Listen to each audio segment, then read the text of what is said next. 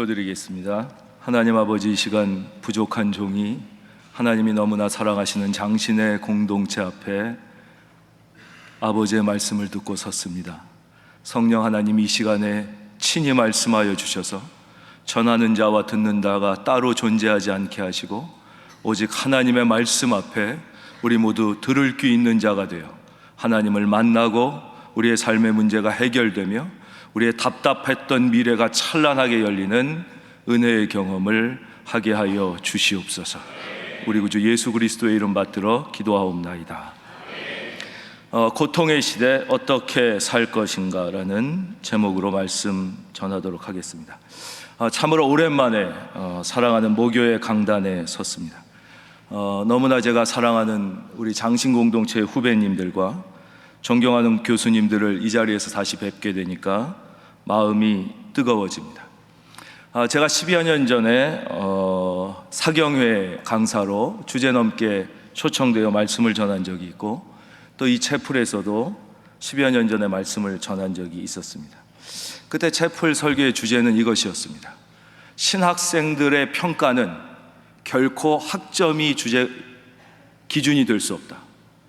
학점은 신학생들, 즉 신학생들의 평가의 기준은 오직 하나님 나라를 향한 사랑, 그리고 예수 그리스도의 몸된 교회를 향한 헌신이어야지 그들이 얼마나 그 과목을 수강하여 얼마나 지혜롭게 시험을 보고 리포트를 제출하여 얼마나 좋은 학점을 받았는가는 결코 신학생을 평가하는 기준이 없다고 설교하여 교수님들에게 찍혔습니다. 그래서 거의 10년이 넘게 제가 이 자리에 부름을 못 받다가 이제 너그러운 교수님들께서 이제 용서를 해주셔서 다시 오게 되니까 얼마나 기쁜지 모르겠습니다. 저는 지금 큰은혜 교회를 섬기고 있습니다. 2007년이니까 한 17년 전 정도에 부임해서 섬기고 있습니다. 여러분이 고통의 시대를 살고 있는 것은 사실입니다. 그리고 그 책임은 저와 같은 기성세대의 목사들에게 있습니다. 여러분들에게 심심한 사과의 말씀을 드리고 싶습니다. 왜냐? 그것은 여러분의 잘못이 아니기 때문입니다.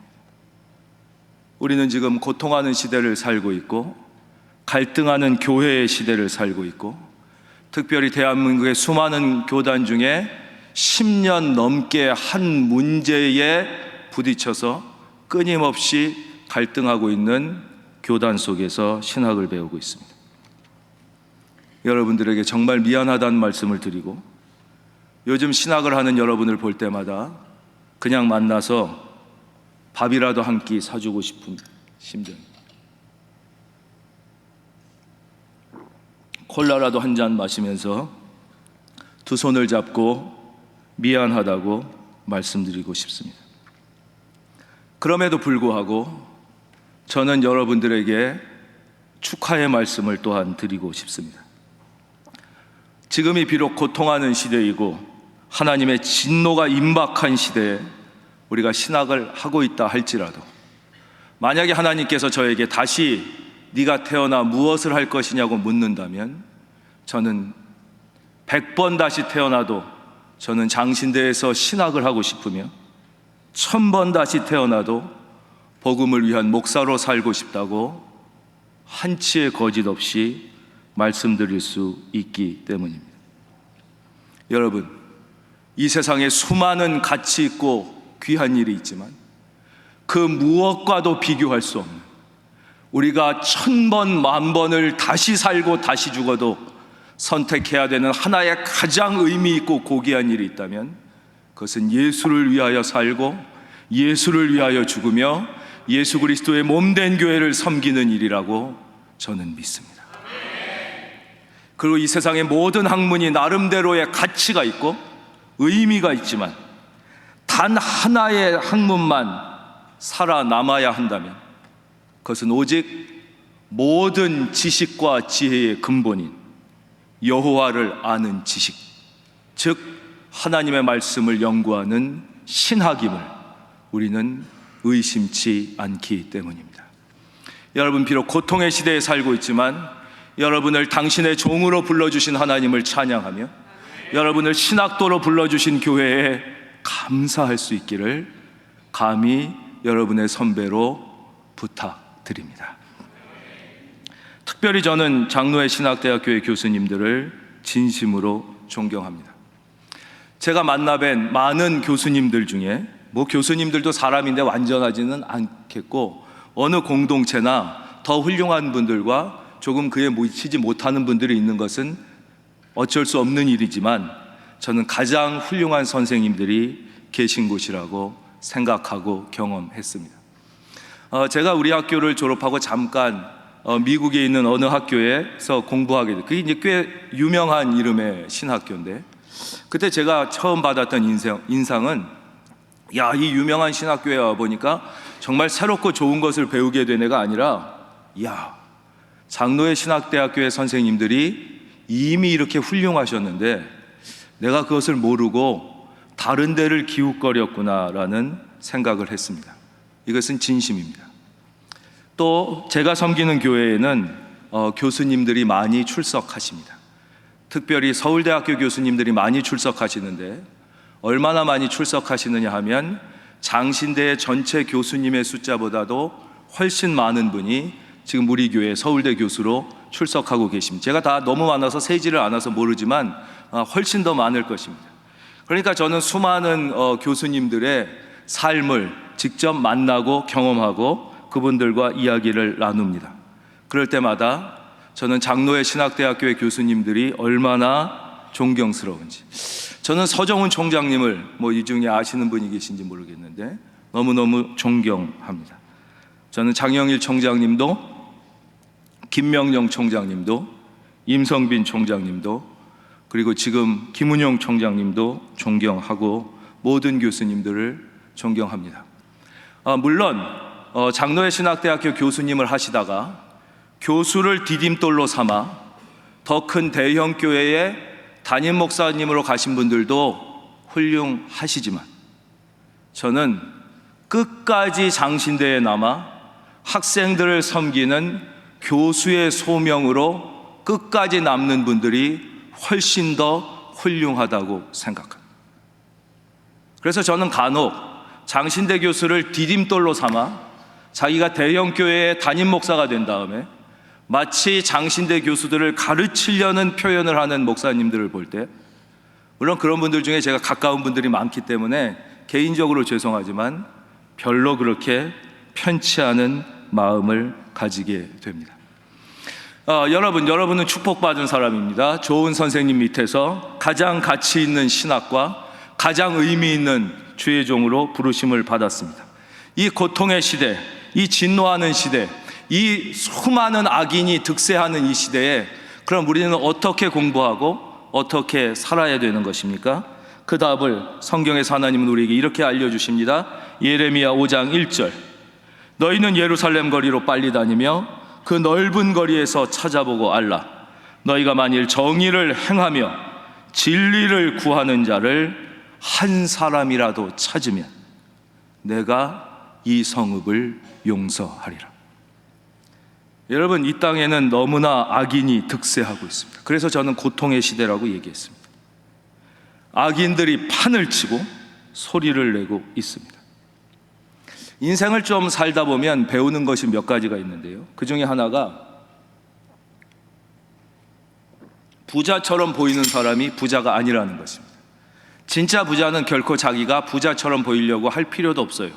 대부분 자기가 부자처럼 보이려고 하는 사람은 연예인 아니면 사기꾼들밖에 없습니다. 그래서 부자가 아닌 사람을 속이지요. 왜냐하면 부자가 아닌 사람은 진짜 부자가 어떻게 사는지를 모르니까 부자처럼 보이는 사람이 부자인 줄 알고 그 말을 듣다가 꾀임에 넘어가서 투자를 하게 된다든가 자기 인생을 들여서 이제 사기를 당하게 되는 것이죠. 마찬가지로 부족하지만 목회를 좀 하다 보면 진짜 믿음이 좋은 사람과 믿음이 좋은 것처럼 보이는 사람이 일치하지 않는다는 것을 알게 됩니다. 또 조금 더 많은 사람들을 경험하다 보면은 의인인 것처럼 보이는 사람과 진짜 의인이 일치하지 않는 경우가 너무나 많다는 것을 알게 됩니다. 근데 문제는 요즘에는 60이 넘어도 진짜 부자와, 여러분 빌 게이츠가 부자처럼 보이지 않잖아요. 워렌 버핏이라는 분이 그렇게 자기가 무슨 명품 시계 찼다 이런 거 자랑하지 않잖아요. 얼마나 좋은 집에 사는지 자랑하지 않잖아요. 실제 의인은 자기가 의인인 걸 그렇게 드러내지 않습니다. 왜냐하면 우리는 모두 다 똑같이 구원받은 죄인에 불과하다는 것을 알기 때문에 그렇죠. 그러니까 가끔 유튜브나 이런 데 지나치게 의인인 척하면서 기존의 교회와 신학도들을 비판하는 분들을 혹시 본다면 그분들이 얼마나 많은 사유재산을 가지고 있는가를 여러분이 한번 체크해 보기를 바랍니다. 예를 들면 뭐 어디서 이렇게 목회하다가 지금 나는 시골에 가서 아무것도 없이 교회 은퇴자금 하나도 받지 않고 오직 뭐 이렇게 한다고. 근데 그분이 진짜 사는 집을 보면 막 재벌집 같은데 저 뭐 지방 어디서 살고 그 부인은 어마어마한 무슨 그 뭐예요 출판사를 운영하고 뭐 이러면서 나는 교회로부터 월급 받지 않는다 뭐 이런 사람 보면 그분의 실제 재산이 얼마인지를 한번 체크해 볼 필요가 있다는 거죠. 저는 지금 작금의 한국교회가 겪게 되는 심각한 아픔에 대하여 기성세대의 한 사람으로서 많은 아픔을 가지고 있습니다. 그러나 그것을 나서서 자기가 대단히 의인인 척하면서 비판하는 사람들, 그런 뭐 김영호 목사님 뭐 이런 분들 있잖아요. 가운데는 땡이란 뜻이에요. 그분의 사유재산이 얼마 정도 되는지, 그분의 개인적 취미가 무엇인가를 신학생인 여러분은 한 번 정도는 체크해 보고 그 사람이 진짜 의인인가 아니면 의인인 척 함으로 사람들을 속이는 사람인가는 한 번 정도 체크해 보아야 한다고 생각합니다. 여러분, 이 시대는 악인이 많아서 망하는 것이 아닙니다. 의인인 척 하는 사람이 없어서 망하는 게 아닙니다. 여러분, 악인들의 특징은요, 아무리 욕해도 변하지를 않아요. 그러니까 이 악인을 욕하는데 에너지를 쓰는 것은 이해는 하지만 사실은 별로 그렇게 지혜로운 행동은 아닙니다. 여러분, 김일성 아무리 욕한다고 변하지 않습니다. 푸틴 아무리 비판한다고 변할 사람이면 이미 푸틴이 아니에요. 그 사람 주변에서 아무리 달려들어도요 절대 안 변합니다. 이완용 아무리 너 을사오적이라고 그래도 그 사람들 변하지 않습니다. 이 악인들, 진짜 악인들의 특징은요 거의 변하지 않아요. 이것은 예수님이 직접 오시지 않는 한 변할 가능성이 거의 없는 사람들이에요. 그렇다면 어떻게 우리가 이 고통의 시대를 살릴 수 있는가 하는 것은 그 악인을 변화시키려고 하지 말고 우리가 의인인 척하지 말고 진짜 의인이 되면, 여러분이 진짜 의인이 되는데 여러분의 인생을 드리기를 바랍니다. 한 사람의 의인이 있으면 하나님은 한국교회를 다시 살리시고 장신 공동체를 다시 일으키시며 우리 교단을 통하여 다시 민족을 복음화 시킬 것이라고 저는 믿습니다. 오늘 본문 속에는 아주 특이한 한 가지 사건이 나타납니다. 바로 욥바의 다비다라고 하는 여자가 죽은 사건입니다. 36절 읽겠습니다.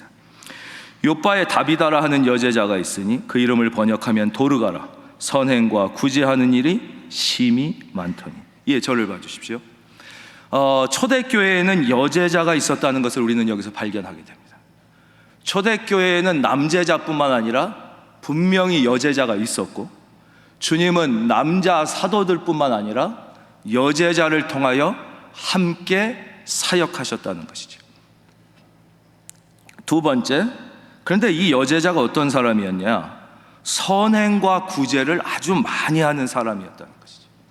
한마디로 바꾸면 의인이었다는 뜻입니다. 의인인 척 하는 사람이 아니라 진짜 의인, 다른 사람을 비판하는데 자기의 시간과 생명을 사용하는 사람이 아니라 주님을 위하여 선행과 구제를 하는데 자기의 시간과 물질과 자기의 전부를 쓰는 진짜 의인이었다는 것이죠. 그런데 문제는 그 의인이 죽었다는 것입니다. 37절입니다. 혹시 성경이 있으신 분들은 37절을 같이 읽어주시면 좋겠습니다. 시작. 그때 병들어 죽음에 시체를 씻어 다락에 누이니라. 여기서 우리는 첫째, 사람은 누구든지 다 죽는다는 사실을 배웁니다. 그가 비록 의인이라 할지라도 반드시 죽습니다. 죽음은 누구에게든지 공평하게 찾아옵니다. 여러분, 젊다고 안 죽는 것이 아닙니다. 늙었다고 반드시 죽는 것도 아닙니다. 암에 걸렸다고 죽는 것도 아닙니다. 제가 아는 김모 목사님은 제가 미국에서 공부하던 20년 전에 암 걸리셨는데 얼마 전에 봤는데 저보다 더 튼튼하시더라고요. 여러분, 우리는 내일 죽을 수도 있어요. 건강하다고 안 죽는 것도 아닙니다. 중요한 것은 죽음이란 누구에게나 공평하게 찾아온다는 것입니다. 그러므로 신학도인 여러분에게 묻겠습니다. 여러분은 죽음이 준비되어 있습니까?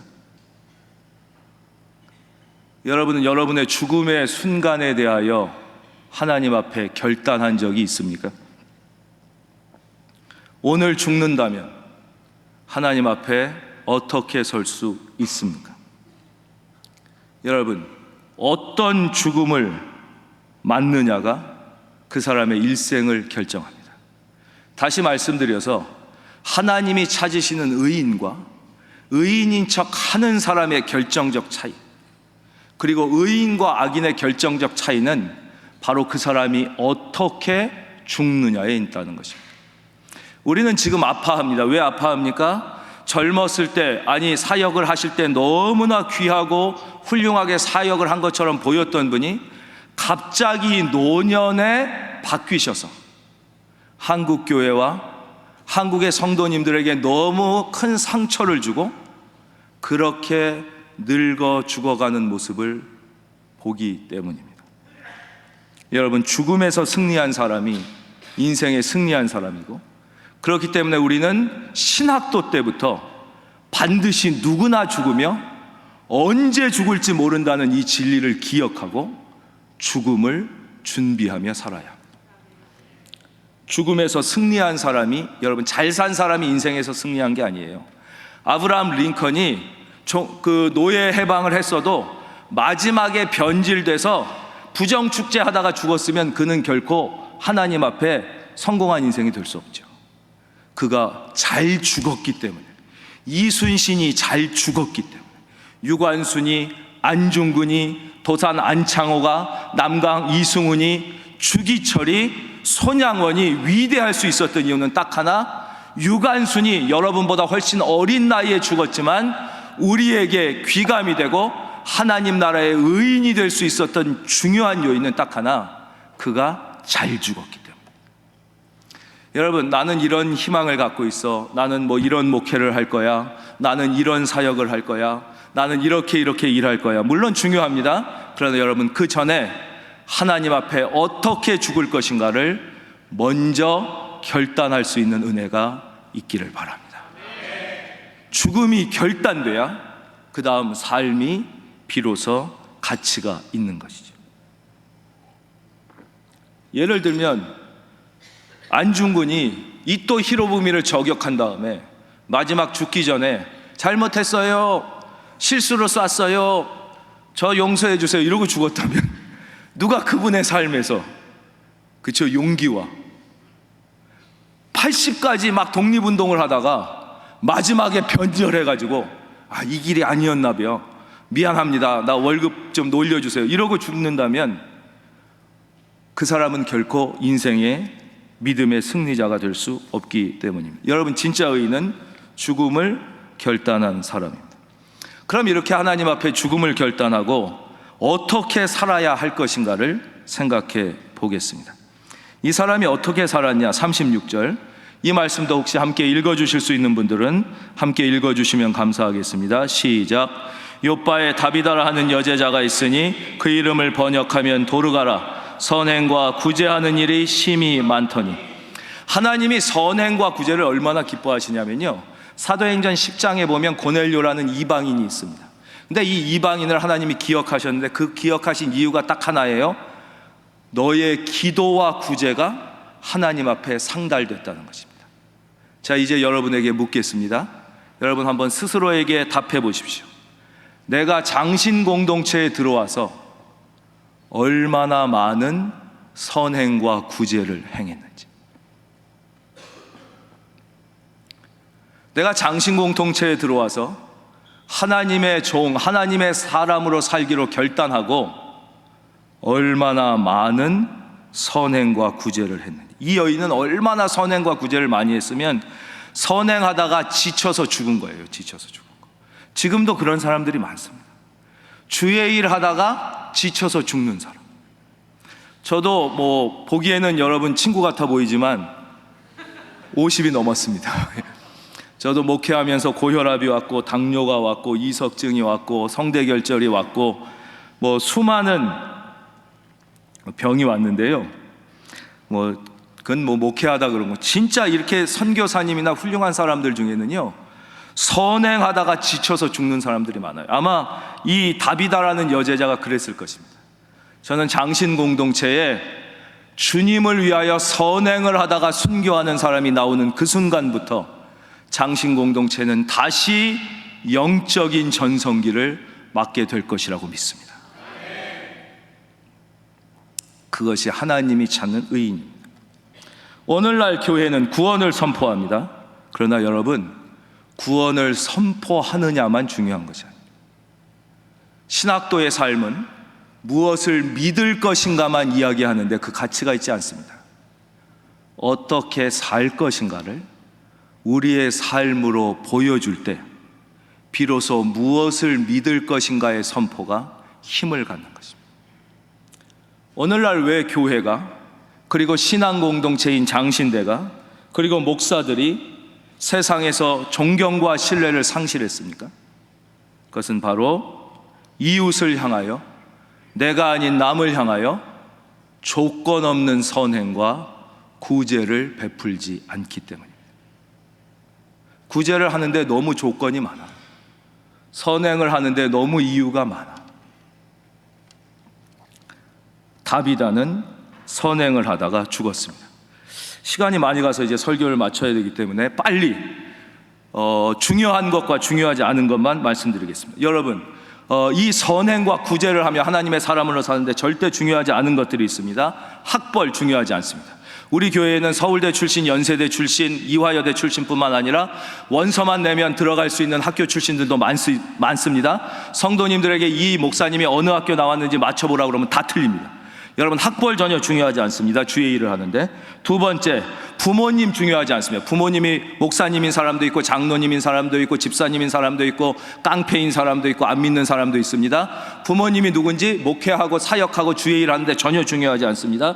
전공 중요하지 않습니다. 신대원, 장신대를 나왔는지 서울신대를 나왔는지 서울장신을 나왔는지 호남신대를 나왔는지 하나님의 일을 하는데 전혀 중요하지 않습니다. 중요한 거 몇 가지가 있습니다. 태도가 중요합니다.